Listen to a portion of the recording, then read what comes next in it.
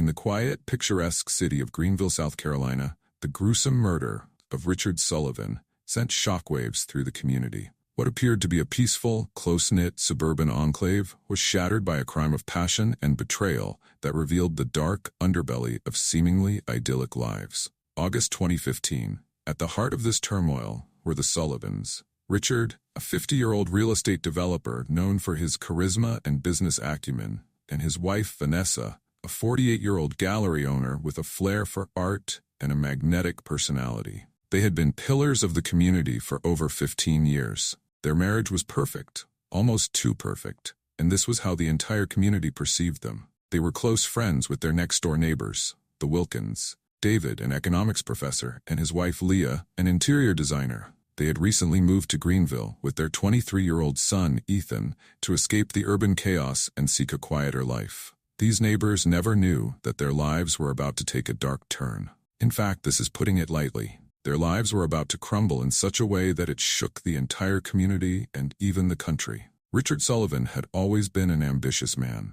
He was born to a middle-class family in Detroit and, through sheer willpower and intelligence, clawed his way up in the real estate industry using a combination of charm and relentless drive. By his early 40s, he had built his real estate empire, his name synonymous with success, and he was the kind of man everyone wanted to be associated with. Vanessa, on the other hand, came from a background of affluence, the daughter of a renowned author and a classical pianist. She grew up in an environment that valued culture and refinement. Vanessa studied art history at college, dreaming of curating in a museum. However, she put that dream on hold when her then-boyfriend wanted them to settle down. But along the way, he left her for another woman, leaving Vanessa heartbroken and unsure of her future. It was at that low point that she met Richard, and their connection was instantaneous. They decided to marry soon after. 2 years into their marriage, Vanessa became pregnant, and the family was elated.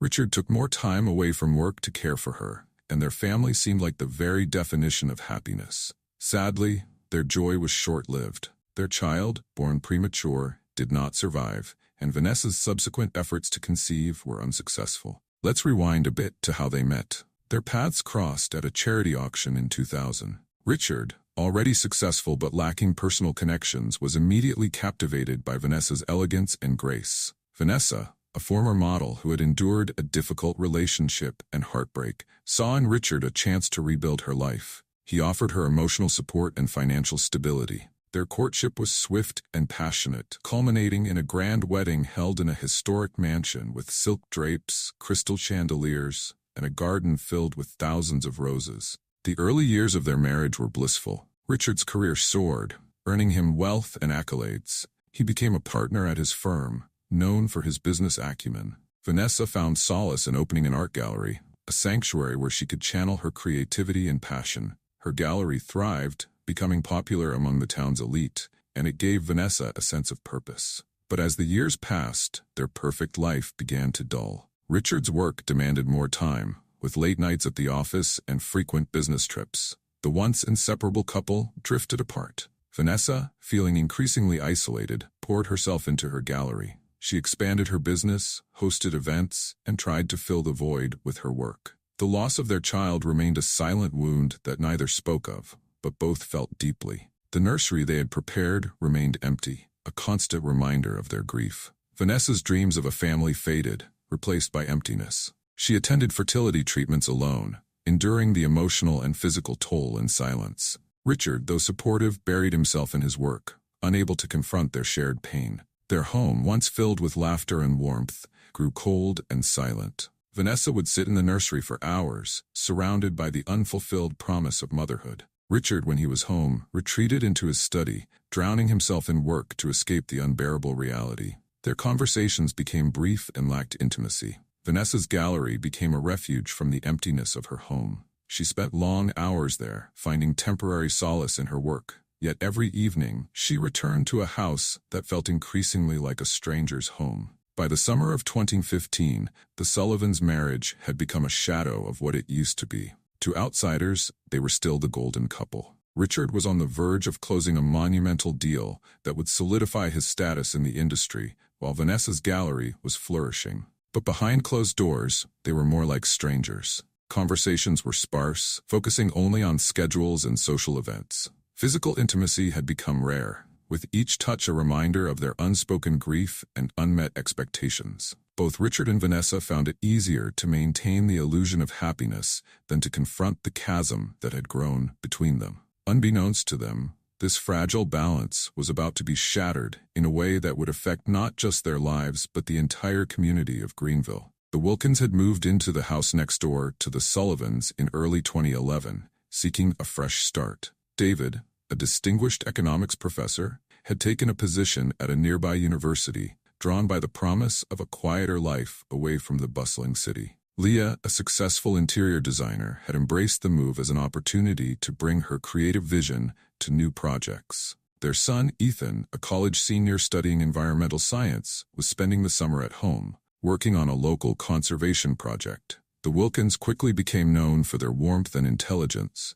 fitting seamlessly into the upscale vibe of Greenville. It was during a neighborhood block party in late June that Ethan Wilkins first saw Vanessa Sullivan in a new light. The Sullivans were hosting the event, and Richard was, as usual, the center of attention, discussing his latest business ventures. Vanessa, feeling out of place among the crowd, had retreated to the patio to get some fresh air. Ethan, seeking a break from socializing, happened to wander outside at the same moment. Their eyes met, and Ethan offered Vanessa a tentative smile. They struck up a conversation about gardening, a topic Vanessa had recently taken an interest in to fill her lonely days. Over the next few weeks, Vanessa and Ethan found reasons to spend time together. Vanessa invited Ethan to help with her garden, and Ethan was glad for the chance to apply his studies practically. Their first kiss happened one rainy afternoon in early July, when a sudden downpour forced them to seek shelter in the Sullivan sunroom. As they stood by the window watching the rain, an unspoken tension filled the air.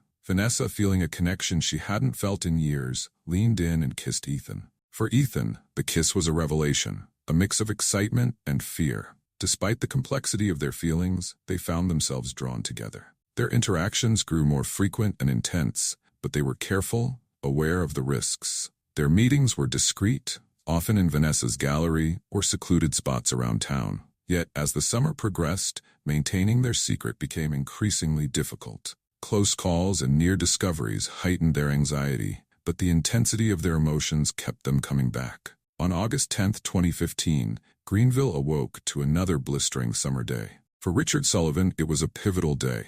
He had a crucial meeting that could secure his largest deal yet. He left early, leaving Vanessa in bed, lost in her thoughts. Vanessa, knowing Richard would be gone all day, sent a text to Ethan asking him to come over in the afternoon. Ethan, increasingly uncomfortable with his feelings for Vanessa, decided it was time to end things and saw this as an opportunity to confront her. At 1:30 p.m., Ethan made his way to the Sullivan house, his heart pounding. Vanessa welcomed him with a nervous smile, leading him to the sunroom where they had first kissed. Ethan began to speak, but Vanessa, misinterpreting his hesitation, silenced him with a kiss. Despite their misgivings, they gave in to the moment. Meanwhile, across town, Richard was in his office, his frustration mounting as his deal wasn't going as planned. He made a snap decision to go home, regroup, and return to the office later. At 2:15 p.m., his car pulled into the driveway of their lakeside home. He noticed Ethan's truck parked a little way down the street,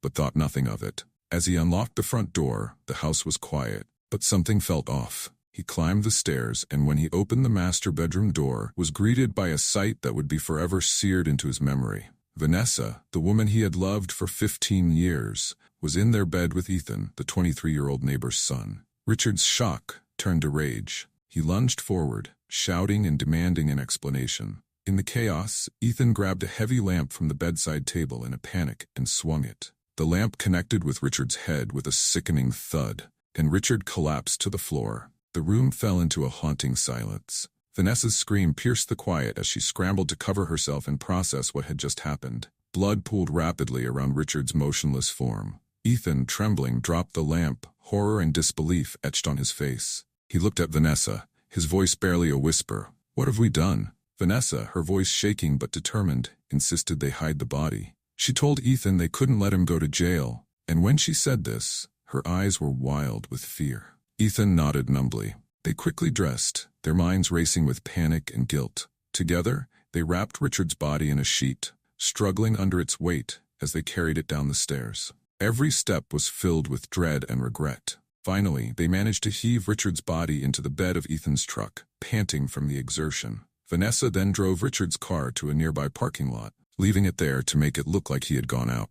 She returned home, where she and Ethan began the grim task of cleaning up the blood. Every swipe of the cloth felt like a betrayal, the scent of bleach mingling with their guilt. The master bedroom, once a sanctuary, now felt like a crime scene. For 2 days, Vanessa and Ethan avoided each other, the weight of their secret pressing down on them. Vanessa answered calls from Richard's office, telling his colleagues that he was away on a business trip. But when Richard failed to show up for a critical meeting, his office sent someone to check on him. The HR manager stood at the door, suspicion clouding his eyes as he asked why she hadn't filed a missing person report. Vanessa, her heart pounding, tried to stay calm, lying that she thought he was still on his business trip. To deflect suspicion, she called the police then and there. The police arrived quickly, their presence adding to the tension. They began investigating and questioning Vanessa, who struggled to maintain her composure. Meanwhile, Ethan, back at school, was consumed by guilt and fear. He had cut off communication with Vanessa,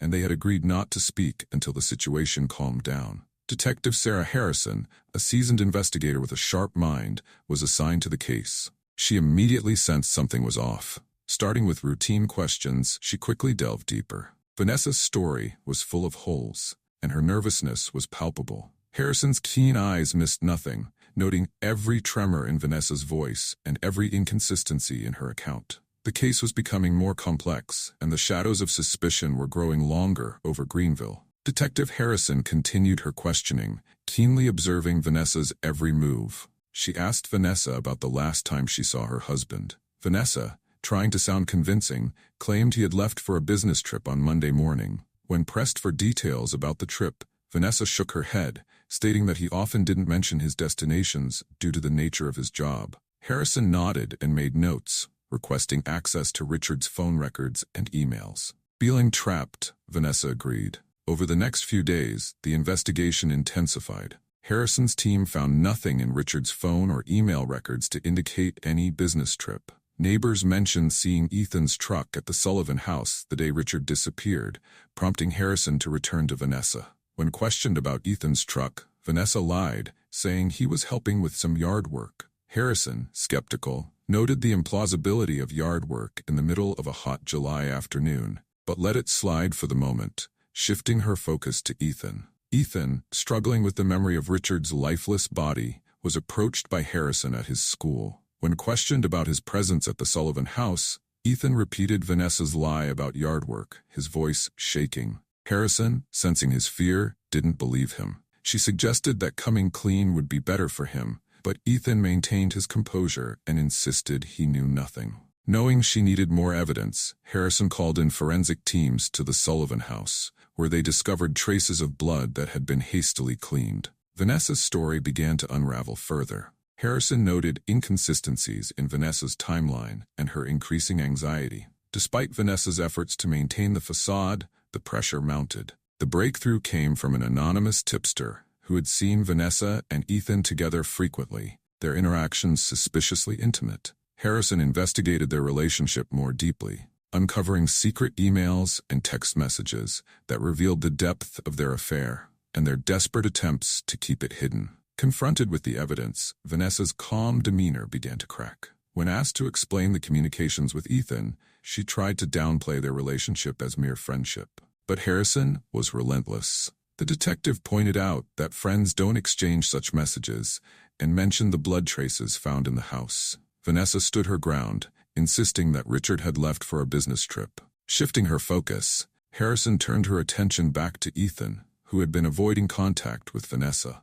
She arranged for Ethan to be brought in for further questioning. Feeling the pressure, Ethan decided to hire a lawyer. During the interrogation, Harrison laid out the evidence piece by piece, eroding Ethan's defenses. She mentioned the blood found in the house, the lack of any business trip, and pressed for the truth. Ethan's silence, advised by his lawyer, spoke volumes. Forensic experts confirmed that the blood evidence was Richard's. With mounting evidence, Harrison obtained a search warrant for Ethan's truck, where they found fibers matching the sheets from the Sullivan house and further blood traces. Richard's body was discovered in the nearby parking lot, hastily concealed. With irrefutable evidence in hand, Harrison moved swiftly to arrest both Vanessa and Ethan. Vanessa was taken into custody, her face a mask of resignation, while Ethan was arrested, his fate sealed by the overwhelming proof of their crime. The community of Greenville was rocked by the scandal, the idyllic facade shattered forever. As the trial progressed, more secrets emerged. Richard's colleagues testified about his mounting stress and frequent arguments with Vanessa. Neighbors spoke of the tension they had sensed in the Sullivan household. The jury faced a complex web of motivations and actions, each thread leading to the tragic climax. Vanessa took the stand, her composure cracking under the weight of her guilt. She admitted to the affair, but insisted she never meant for Richard to die. She described the moments before Richard's death, explaining how Ethan, in a panic, had grabbed the lamp. Ethan, almost in tears, recounted the fateful day with a mixture of regret and sorrow. He described the confrontation with Richard, the struggle, and the moment he struck Richard in a blind panic. Ethan's parents sat in the courtroom, their faces etched with grief and disbelief. They listened as their son detailed how he had become entangled in Vanessa's life and how his actions had led to Richard's death. They couldn't reconcile the image of their beloved son with the events that had transpired.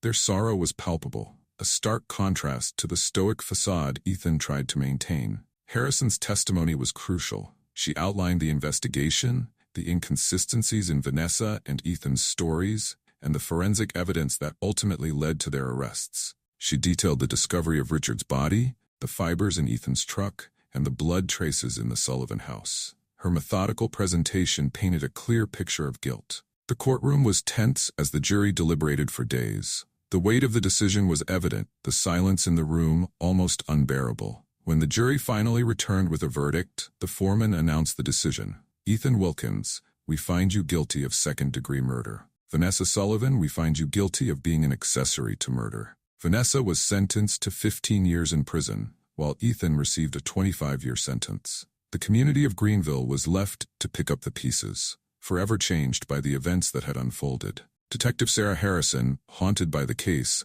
couldn't help but wonder what might have been if different choices had been made. The Sullivans and Wilkins had been ordinary people, their lives intertwined in ways no one could have predicted. The tragedy that struck was a stark reminder of how fragile the facade of normalcy can be. In the quiet aftermath, Greenville struggled to return to its peaceful existence. The shadow of the Sullivan case loomed large, a constant reminder that even the most idyllic communities can harbor dark secrets. The Wilkins family, shattered by the revelations and the loss of their son to the prison system, became reclusive, their pain a testament to the far-reaching consequences of the tragic affair. The Sullivan house, once a symbol of success and harmony, stood empty, a silent witness to the life that once thrived within its walls.